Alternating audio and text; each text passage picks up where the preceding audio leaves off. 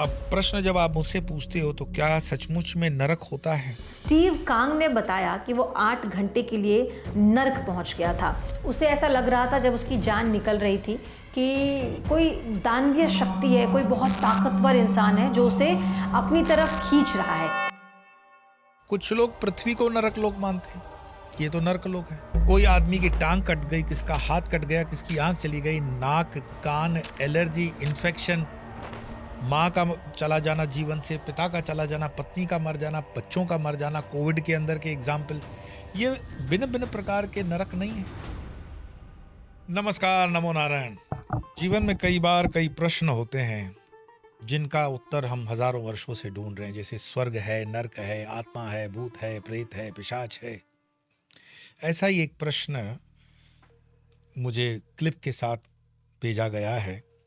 Steve Kong नाम का व्यक्ति, और वो कह रहा है कि वो 8 घंटे जब मृत घोषित कर लिया गया था तो उसने नरक को अनुभव किया, और नरक के अनुभव को वो प्रमाण के साथ दिखाता भी है। मतलब जिसको अंग्रेजी में हम बोलते हैं टेस्टिमोनी, सत्य जिसको बोलते हैं ना, सत्यापन किया है उसने। और जो ऑपरेशन करने वाले डॉक्टर थे उन्होंने भी कहा कि बिल्कुल सही बात है, 8 घंटे तक ये बिल्कुल हमने मृत घोषित कर दिया था। तो वो जो अपने अनुभव पब्लिक को बता रहा है, उस अनुभव में कोई बहुत अलग बात नहीं है। सनातन धर्म की जब आप यात्रा करते हो उन 1000 वर्षों में, तो गरुड़ पुराण अगर आप पढ़ोगे तो कई ऐसी चीजें आप पढ़ोगे जो पढ़ते हुए आपको लगेगा कि वो व्यक्ति जो कह रहा है वो गरुड़ पुराण में है, और गरुड़ पुराण में बहुत कुछ है। पहले आप ये देखिए कि स्टीव कांग क्या कहता है। अमेरिका के लॉस एंजलिस में एक शख्स है जिसका नाम है स्टीव कांग। स्टीव कांग ने यह दावा किया है कि वो नर्क से लौट कर आया है। दरअसल स्टीव कांग ड्रग एडिक्टेड था और वो बहुत परेशान था। उसने की कोशिश की थी क्योंकि वो अपनी ज़िंदगी से बहुत परेशान हो गया था। उसने सोचा कि अपनी ज़िंदगी को ख़त्म किया जाए। इस दौरान जब वो हॉस्पिटल पहुंचा इसके बाद, तो डॉक्टर उसका इलाज कर रहे थे। डॉक्टर ने इलाज करते वक्त उसे बचाने की बहुत कोशिश की, लेकिन उसकी जान चली गई। 8 घंटे के बाद वो फिर से जिंदा हो गया। स्टीव कांग ने बताया कि वो 8 घंटे के लिए नर्क पहुंच गया था। उसे ऐसा लग रहा था जब उसकी जान निकल रही थी कि कोई दानवीय शक्ति है, कोई बहुत ताकतवर इंसान है जो उसे अपनी तरफ खींच रहा है। तो जैसा कि आपने देखा कि वो अपने शरीर के निशान भी दिखा रहा है, ऑपरेशन वाला व्यवहार जो उस समय हुआ था वो, और अपनी नरक की उस यात्रा का अनुभव कि जैसे कोई उसको सक कर रहा था, जिसे ना चूसना, अपनी तरफ से खींच करके इसको निचोड़ना जैसा फीलिंग, ये नेगेटिविटी, ब्लैक, सब चीजें बता रहा है। नमस्कार, नमो नारायण। नवरात्रि की शक्ति उपासना में इतने लाखों जब साधक प्रश्न पूछते हो कि कैसे करें ये पूजा, जैसे घट स्थापना कैसे होगी, पूजा का क्रम कैसे होगा, नवचंडी पाठ की विधि क्या है, सिद्ध कुंजिका स्तोत्र का अनुष्ठान कैसे होगा, और ऐसे कई मिलते जुलते प्रश्न और आपकी जिज्ञासाएं, इन सब का समाधान नवरात्रि की इस पूजा की विधि हम एक वेबिनार के द्वारा आपको समझा रहे हैं। और वो 20 सितंबर शनिवार को शाम 4 से 7 बजे वेबिनार के माध्यम से, और नवरात्रि प्रारंभ होगी 22 सितंबर सोमवार से। तो आइए इस वेबिनार में जुड़ करके बहुत कुछ सीखेंगे। मुझसे पूछा गया कि इस वास्तव में क्या नरक होता है।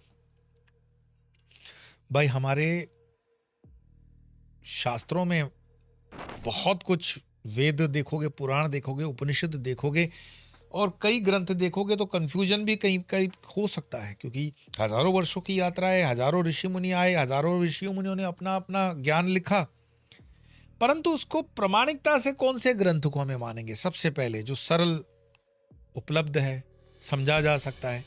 तो मैं हमेशा कहता हूं, हमारी प्रामाणिकता का जो ग्रंथ है वो मात्र एक, सबसे पहले श्रीमद् भगवद गीता है।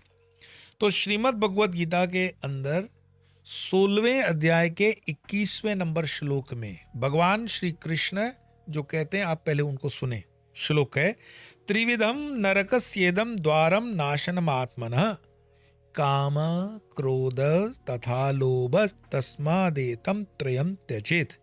और हे अर्जुन, काम, क्रोध तथा लोभ, ये आत्मविस्मृति के द्वार, आत्मा का नाश करने वाले 3 प्रकार के नरक के द्वार हैं, अतः इन तीनों को त्याग देना चाहिए। हमारे गुरुदेव ने गीता के अंदर नरक लिख करके ब्रैकेट में लिखा है प्राप्ति। ये भगवान कृष्ण कह रहे हैं कि काम, क्रोध और लोभ 3 नरक के द्वार हैं। नरक नहीं है, समझना शब्द को। अक्सर हम कहां भूल कर लेते हैं कि कई जगहों पर हम शब्दों को कुछ ज्यादा ही इमेजिनेशन में सोच लेते हैं। यहां भगवान कृष्ण ने स्पष्ट गीता में कहते हैं कि काम, क्रोध और लोभ ये 3 द्वार हैं नरक के, नरक नहीं है। तो फिर नरक क्या है? देखो, गरुड़ पुराण में नरक के 28 या 36 प्रकार बताए गए हैं, अलग अलग नाम है। और बौद्ध ग्रंथों में 8 प्रकार के नरक बताए गए हैं। और ये 4 शीत यानी जिसको कहेंगे ना ठंडे उसमें है, और 4 उष्ण गर्मी से जुड़े हुए नरक हैं। पर कुल मिलाकर के नरक बताए गए हैं। अब प्रश्न जब आप मुझसे पूछते हो तो क्या सचमुच में नरक होता है? व्यवहार की भाषा में देखें, शास्त्र की भाषा में देखें तो कई जगह पर यह नरक का उल्लेख आता है। परंतु यह नरक की यातनाओं का अनुभव किसको होगा? शरीर को होगा, या इसके भीतर जो सूक्ष्म शरीर है उसको होगा, या कारण शरीर होगा? क्यों? क्योंकि शरीर 3 है। एक है कारण शरीर। कारण शरीर क्या है? स्थूल शरीर और सूक्ष्म शरीर का बीज। दूसरा है सूक्ष्म शरीर जो 5 सूक्ष्म तत्वों से बना हुआ है। और एक है स्थूल शरीर जो दिखता है, और वो जो फिजिकल बॉडी हमारी फिजिकल एलिमेंट से बनी है। इसको समझाने के लिए कैसे करेंगे? मानो ये स्थूल शरीर है, स्थूल शरीर जो दिखता है, मोबाइल एग्जाम्पल। अब इस मोबाइल के अंदर स्थूल शरीर में एक सूक्ष्म शरीर है। सूक्ष्म शरीर क्या है? उसकी सिम अंदर है। और ये स्थूल शरीर, सूक्ष्म शरीर और उसका एक कारण शरीर भी है। तो मान लो कि मैं मोबाइल किसी भी कंपनी का लेता हूं फिजिकल, तो ये फिजिकल बॉडी हो गई। सूक्ष्म शरीर जो सिम है, सपोज वो मैंने किसी भी कंपनी की ले ली, जियो की है, एयरटेल की है, BSNL की है, वो ले ली सूक्ष्म शरीर। पर इसका कारण शरीर जो बीज, स्थूल और सूक्ष्म का बीज है कारण, तो वो है गवर्नमेंट की पॉलिसीज के अंतर्गत चलने वाली सैटेलाइट्स, जिससे हमें इसका ट्रांसमिशन मिलता है। अब इनको नरक की यातनाएं दे दो। सपोज करो फिजिकल शरीर को हम नरक की यातना दे दें, तो जब हम फिजिकल में दे दें, इसकी स्क्रीन विस्क्रीन तोड़ दो या इसमें पानी वानी मार करके उसको जो भी यातना देनी है फिजिकल शरीर को, तो फिजिकल शरीर को यातना मिलेगी, ये इसकी नरक की यात्रा हो गई। तो क्या इसके सूक्ष्म यानी सिम को मिल रही है, इसके कारण शरीर को मिल रही है? नहीं, कारण शरीर इंटैक्ट है और सूक्ष्म भी इंटैक्ट है। तो नरक की यात्रा फिजिकल बॉडी को। अब दूसरे में आ जाओ भाई। ये थोड़ा सा जो एपिसोड है ना, मैं कहूँगा जैसे वो फिल्म के आगे लिखा होता है ना, 18 के ऊपर वालों के लिए फिल्म है। तो ये जो एपिसोड है ये थोड़ा सा जिनके पास common sense, presence of mind है, उनके लिए है। अगर आप अभी थोड़ा अपने आप को बोर समझ रहे हो और यॉर्निंग आ रही है, तो यहीं से बंद करके आप निकल जाओ, क्योंकि ये थोड़ा हैवी होने वाला है। और ये पर्टिकुलर एक क्रीमी लेयर जिनकी इंटेलेक्चुअल है उनके लिए है। हो सकता है इस एपिसोड की व्यूज़ बहुत कम भी हों, पर ये क्वालिटेटिव चीज़ है, सबके लिए नहीं है। तो ये स्थूल शरीर है। सिम, अब सिम जो हम मानते हैं सूक्ष्म शरीर, तो सूक्ष्म शरीर की नरक की यात्रा दिखाते हैं। ये इंटैक्ट रखते हैं। कोई भी कंपनी का ये इंस्ट्रूमेंट है, चाहे वो सैमसंग हो, एप्पल हो, कार्बन हो, जो भी हो रखा, लेकिन सिम को हम तोड़ देते हैं। तो नरक की यात्रा सिम की चालू होती है, स्थूल की नहीं है, कारण की नहीं है। लेकिन अगर कारण शरीर को हम यातनाएं दे दें नरक की, कैसे? नेपाल के अंदर जैसे सरकार ने अचानक से सोशल मीडिया प्लेटफॉर्म बंद कर दिए, आपके फिजिकल इंस्ट्रूमेंट भी रह गए, आपकी सिम भी रह गई, लेकिन कारण शरीर बंद हो गया। अब नारकीय यात्रा से आपने इफेक्ट देख लिया, वो राजकीय स्टेटमेंट हो जाएगा। But what I am trying to say कि जो हम नरकीय यात्रा की बात करते हैं कि नरक होते हैं, वो फिजिकल बॉडी यानी स्थूल, सूक्ष्म शरीर और कारण शरीर। हम किसके नरक की बात करते हैं? तो इस चीज को जब आप समझोगे गुरु पुराण वगैरह के माध्यम से, तो आपको समझ में आता है। प्लस शास्त्र इसमें कहता है कि हमारी 4 कैटेगरी के लोग हैं। कौन से? ब्रह्मलोक हैं, देवलोक हैं, पितृलोक हैं और नरक लोक हैं। तो नरक लोक नरकीय यात्रा के लिए सेपरेट उन्होंने कर रखा हुआ है। कुछ लोग पृथ्वी को नरक लोक मानते हैं, ये तो नरक लोक है। कुछ लोग पृथ्वी को मृत्यु लोक मानते हैं, इसीलिए नरक लोक मानते हैं। तो एक जो पढ़ने से मुझे समझ में आया हो सकता है, कहीं पर कम ज्यादा हो सकता है, कि पृथ्वी जो है वो भोग के लिए प्लेनेट है, मृत्यु लोक है, क्योंकि यहाँ पर फिजिकल बॉडी है। क्योंकि यहाँ फिजिकल बॉडी है, इसीलिए मेरे कर्मों के आधार पर मुझे जो पनिशमेंट मिलती है, सजा मिलती है, उसको भोगने के लिए धरती ही है। और जब मैं इस नरक लोक में आता हूँ और अपने उन कर्मों के आधार पर नरकों को भोग लेता हूँ, तो कौन से 28, 30 प्रकार, 36 प्रकार के नरकों में कोई बाई नर्क जो है, देखो, अगर किसी को हार्ट सर्जरी करवानी पड़ रही है और वो दवाएं फाँक रहा है, ये नरक नहीं है। कोई आदमी शुगर का मरीज है, मतलब मधुमेह का, उसको मीठा खाना नहीं है और दवाइयाँ फाँक रहा है, वो नरक नहीं है। कोई आदमी की टांग कट गई, किसका हाथ कट गया, किसकी आंख चली गई, नाक, कान, एलर्जी, इन्फेक्शन, माँ का चला जाना जीवन से, पिता का चला जाना, पत्नी का मर जाना, बच्चों का मर जाना, कोविड के अंदर के एग्जाम्पल, ये भिन्न भिन्न प्रकार के नरक नहीं है। तो नरक मेरे देखे दूर नहीं है। नरक वास्तव में हमारे जीवन के साथ जुड़ा हुआ एक कंसेप्ट आप मान सकते हो। हाँ, शास्त्र के अंदर जो नरक का चित्रण किया गया है उसमें कई चीजें डरावनी जरूर हैं। जैसे गरुड़ पुराण के अंदर आप देखोगे तो गर्म पानी में तेल के अंदर तलना, तो किसको तल रहा है? शरीर तो यहीं जल गया, तो फिर तल किसको रहा है? तो उस चीज को थोड़ा लॉजिकली समझना पड़ेगा कि वो चीजें, मुझे लगता है, समाज को धर्म के मार्ग पर नियंत्रित रखने के लिए, एक कंट्रोल रखने के लिए। नहीं तो क्या हो जाएगा, जैसे ही देख रहे हो आजकल वो नियंत्रण छूट गया ओटीटी कंटेंट के ऊपर, तो स्टैंड कॉमेडी के अंदर जो गाली गलौज का व्यवहार चल रहा है, आज जो रील्स बन रहे हैं उसमें देख रहे हो, लड़कियों के मुंह से है मुंह फट लोडेड गालियां। ऐसा नहीं कि लड़के गालियां दे तो अच्छी बात है, लड़के तो मतलब गलत ही बात है, लेकिन साथ साथ में जो स्तर गिर रहा है, तो उसको नियंत्रण करने के लिए कभी कभी सरकार नियम बना लेती है कड़े। तो उस समय तो वो डेमोक्रेसी नहीं थी, कोई भाजपा और कांग्रेस नहीं थी, और राज सत्ताएं चलती थी। राज सत्ता को राज धर्म जो थी वो चलाता था, धर्म सत्ता राज को गाइड करता था। आज तो धर्म सत्ता कहीं पर है ही नहीं। तो धर्म सत्ता उस समाज को नियंत्रण करने के लिए, हो सकता है कि एक डर स्थापित करने के लिए उन्होंने शास्त्र के माध्यम से बहुत कुछ चीजें लिखी। लेकिन मैं फिर कहूंगा, अपने शास्त्रों को गालियां मत देना, अपने शास्त्रों को गलत मत कहना। जब तक तुम पढ़ के समझते नहीं हो लॉजिकल, एनालिटिकल और रीजनिंग के साथ, तब तक आपको बोलने का अधिकार नहीं है।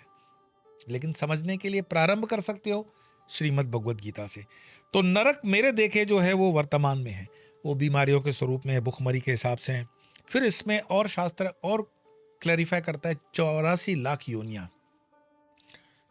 मनुष्य बनने से पहले हमें उस चक्र में से, 84 के चक्र से निकलना पड़ता है। 84 लाख योनियां कौन सी हैं? 30 लाख योनियां तो सिर्फ पेड़ पौधों की वैरायटी में है, वेजिटेशन, 30 लाख। 27 लाख कीड़े मकोड़े, इनमें से हम गुजरे हैं, ऐसा शास्त्र कहता है। तो 30 और 27, 57, 14 लाख उड़ने वाले ये पंछियों की वैरायटी जो भी उड़ते हैं। 9 लाख पानी के जंतु, और 4 लाख में आते हैं देवता, मनुष्य और दूसरे पशु। पशु की कैटेगरी हायर एंड पे समझना, उसमें गाय वगैरह आ जाती है, तो वो 4 लाख। अब ये 84 का चक्र चलते चलते जब तुम मनुष्य बनते हो, क्यों कबीर कहते हैं कि अरे दिमाग तुम्हारा खराब हो गया है कि 84 के चक्कर में फंस करके अभी भी तुम ब्रह्म को याद नहीं कर रहे हो। तो कहने का मतलब ये है कि उस 84 लाख के चक्र के बाद एक मनुष्य योनि हमें मिलती है, और वो मनुष्य योनि में आने कर भी एकदम डायरेक्ट से आप सुपीरियर नहीं बनते हो, उसमें भी अपनी लर्निंग के आधार पर, एनलाइटनमेंट के आधार पर आप बढ़ते हो आगे। और जब जब आपको वो चीज़ें समझने लगती हैं, उतरने लगती हैं, तब आप देखते हो कि बिल्कुल कृपा आपको दिखती है। तो उसमें कई चीज़ें आप जब पढ़ते हो तो फिर समझने में आ जाता है कि आत्मा अमर है क्या? बिल्कुल, शरीर अमर नहीं है। नरक किसके लिए? आत्मा के लिए या शरीर के लिए है? तो शरीर कौन से 3 प्रकार मैंने बता दिए, स्थूल सूक्ष्म कारण, लेकिन आत्मा उनकी विटनेसिंग है, साक्षी है, और आत्मा मर नहीं सकती। क्यों? गीता के अंदर प्रमाण, नैनम छिन्नन्ति शस्त्राणि नैनम दहति पावक न चैनम क्लेदयन्त्यापो न मारुति न शोषत। आग जला नहीं सकती, पानी डुबो नहीं सकता। तो यातना शरीर की है, यातना आत्मा की नहीं है। आत्मा साक्षी है, और साक्षी आप देखते हो अष्टावक्र गीता जब पढ़ते हैं तो उसमें आपको आत्मा के स्वरूप की झलक मिलती है। फिर मांडुक्य उपनिषद है, कठोर उपनिषद है, ये 10 उपनिषदों को पढ़ करके थोड़ा सा हम किसी निर्णय पर पहुंचते हैं। ये यात्रा इतनी आसान नहीं है और इस यात्रा को आसान बनाने के लिए हम कई बार वेबिनार के माध्यम से भी आपको समझाते हैं। एक ऐसा ही वेबिनार लक्ष्मी पूजा समझाने के लिए रखा गया है। नमस्कार, नमो नारायण।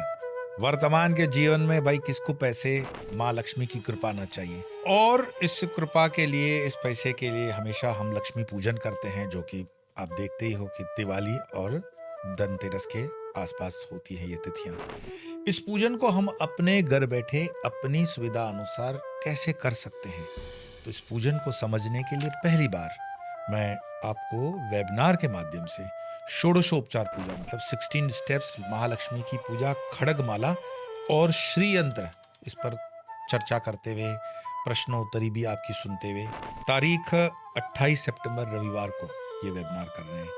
तो बिना समय गंवाए अपने आप को पंजीकृत करेंगे और फिर मिलेंगे श्री यंत्र की, महालक्ष्मी की इस पूजन की विधि को समझने के लिए। तो क्या इस नरकीय यात्रा से छुटकारा है? अभी तक तो हमने नरक की बात की, समस्या की बात की, समाधान की बात करें तो क्या वो हो सकता है कि हम इस नरकीय यात्रा से निकल सकते हैं? बिल्कुल निकल सकते हैं, वो भी श्रीमद् भगवद गीता के माध्यम से।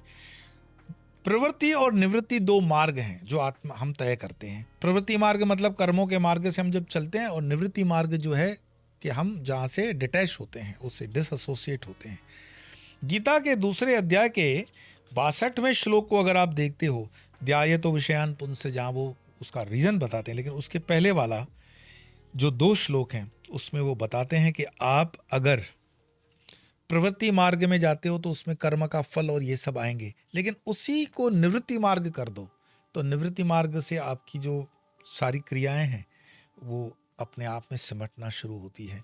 तो जब कर्म सिमटने शुरू हो गए, कर्म के आधार पर ही तो सब कुछ हो रहा है ना, तो कर्म अगर होने बंद हो गए, कर्म के फलों की आसक्ति आपकी छूट गई, तो धीरे धीरे आप निवृत्ति मार्ग में आ गए, और निवृत्ति मार्ग में आ गए तो बुद्धि स्थिर हो जाएगी। ये पूरा गीता के अंदर दूसरे अध्याय में कई श्लोकों के माध्यम से बताया गया है, और आपके साथ कभी ऐसा मौका रहा तो उस पर, गीता पर भी विशेष एक सत्र करेंगे और इसको जानेंगे।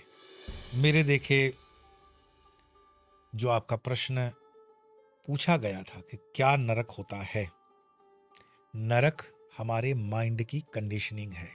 मैं अंत के अपने वाणी को विराम देने से पहले कहूंगा, अगर स्टीव कॉन्ग जो नरक देखते हैं तो वो एक क्रिश्चियन अपब्रिंगिंग का नरक देखते हैं। हिंदू अगर मरता है तो हिंदू अपब्रिंगिंग और हिंदू माइंड की कंडीशनिंग का नरक देखता है। मुस्लिम को अगर पूछोगे तो उसको मुस्लिम तरीके से उसका नरक और स्वर्ग दिखता है। तो ये माइंड जो है, जिसको जैसे कंडीशनिंग करोगे वैसे दिखता है, और माइंड ही फिर वो प्रोजेक्शन देता है। पर वास्तव में ऐसा कोई अवतार, एक्सेप्शनल केस छोड़ दें, कोई ऐसा अवतार चला गया और वापस आकर नहीं बताता है कि ऊपर नरक था या स्वर्ग था और उसका अनुभव क्या था। शास्त्रों के माध्यम से ऋषि बताते हैं, जरूर हैं, हमें उनके ऊपर आदर भी रखना चाहिए और विश्वास भी, परंतु उसको विज्ञान की दृष्टि से, क्योंकि ये सनातन की खूबसूरती है कि सनातन धर्म आपको ज्ञान भी देता है, साथ साथ में विज्ञान के कसौटी पे भी आप उसको आजमा सकते हो। तो ज्ञान और विज्ञान मिला करके ये धर्म से जब आप यात्रा करते हो, सनातन की यात्रा करते हो, तो कई प्रश्न आपके खुल जाते हैं। ऐसे ही प्रश्न, ऐसे ही संशय और ऐसी आपके प्रश्नों का उत्तर देते इस यात्रा में हम जुड़े रहेंगे। आज इतना ही, फिर मिलेंगे, तब तक के लिए नमो नारायण।